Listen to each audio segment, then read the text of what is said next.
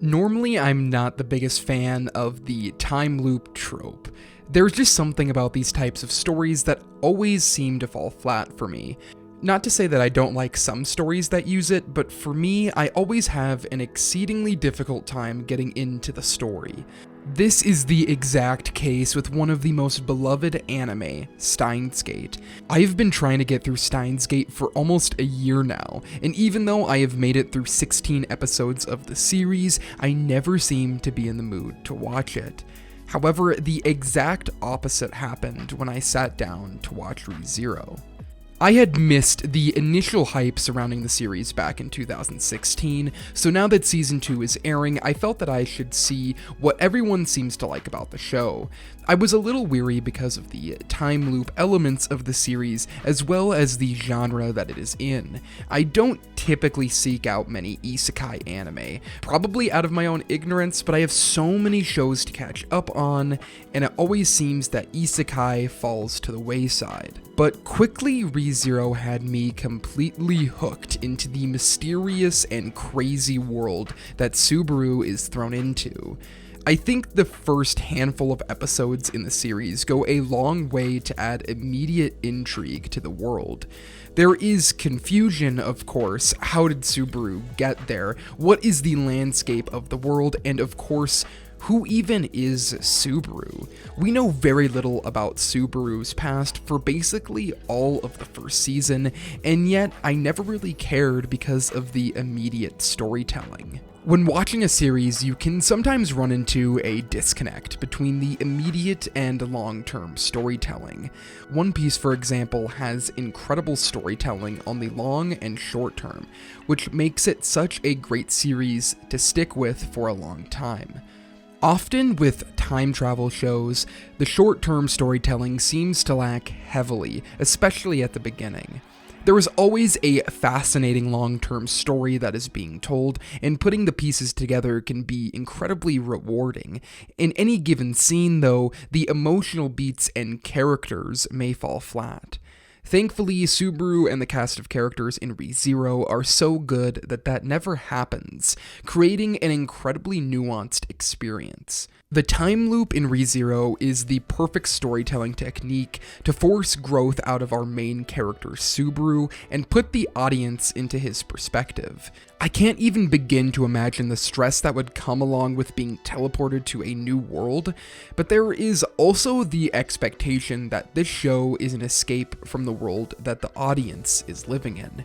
The time loop in ReZero does a fantastic job of balancing the escapism that comes with this genre, but at the same time, the reality of what it would be like if this actually happened to you, adding an immediate intake to the series, but also the constant feeling of dread. At the start of the show, when the time loop is first introduced, it seems like a borderline good thing. Subaru is put into a situation that he doesn't understand, and will have many opportunities to make sure that he takes the correct path in an unknown world. This unknown world being a great metaphor for the adult world that can be so scary to enter into. As we go through our lives and expectations of us start to grow, our longing for do-overs becomes more prevalent. Thinking back to the times when we might have messed up when we were younger, or even trying to forget the difficulties of our lives, trying to avoid any hardship. As times move forward, regret starts to fill our minds and can even eat away at us. Subaru as a character being an exploration of the dream to redo traumatic events, but showing how we can never forget the events that have made us who we are. Every piece of trauma that happens to Subaru, even more than his own death, starts to take its toll on his psyche.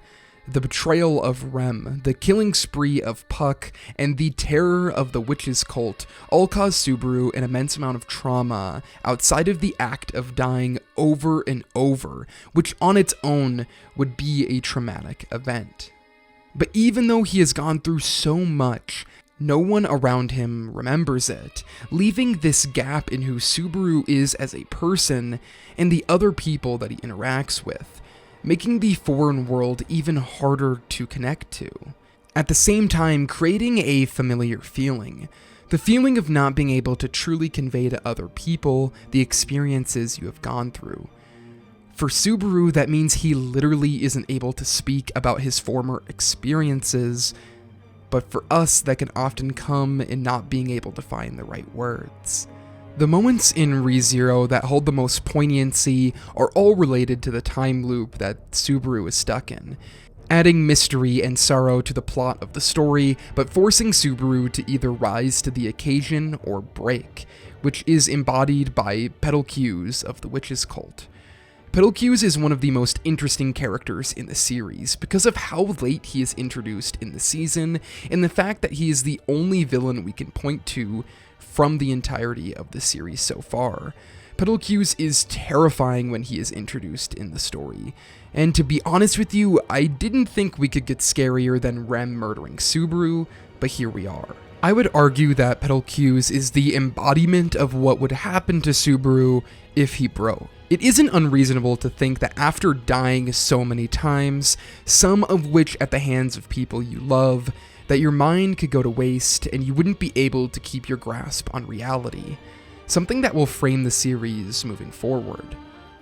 Could Subaru lose his grip on reality? Luckily, that hasn't happened yet for Subaru, and after a heartfelt moment with Rem, he is able to gain the confidence needed to take down the Witch's Cult and save Amelia, showing major development from the start of the series, and hope that he will make it out of this horrific situation. The time loop of ReZero at first seemed like a gimmick. I figured it would lose its novelty as the show progressed, but I was dead wrong. Instead of the trope exhausting the viewer, it brings out the most unique situations in the story, making relationships progress on one end, but not the other. How we deal with trauma when no one else can relate to what we have gone through. But most importantly, how to move forward. No matter how many times Subaru is set back, he eventually moves forward. Learning how to deal with the loneliness and difficulty of what he has gone through, cultivating relationships with Rem and Amelia to find hope, in the face of your friend beating you down, in the face of a wild animal that you have shared so many happy moments with, through the inability to connect with a person you love, Subaru always moves forward, even through a time loop that binds him to die over and over again. That is what makes ReZero so worth watching.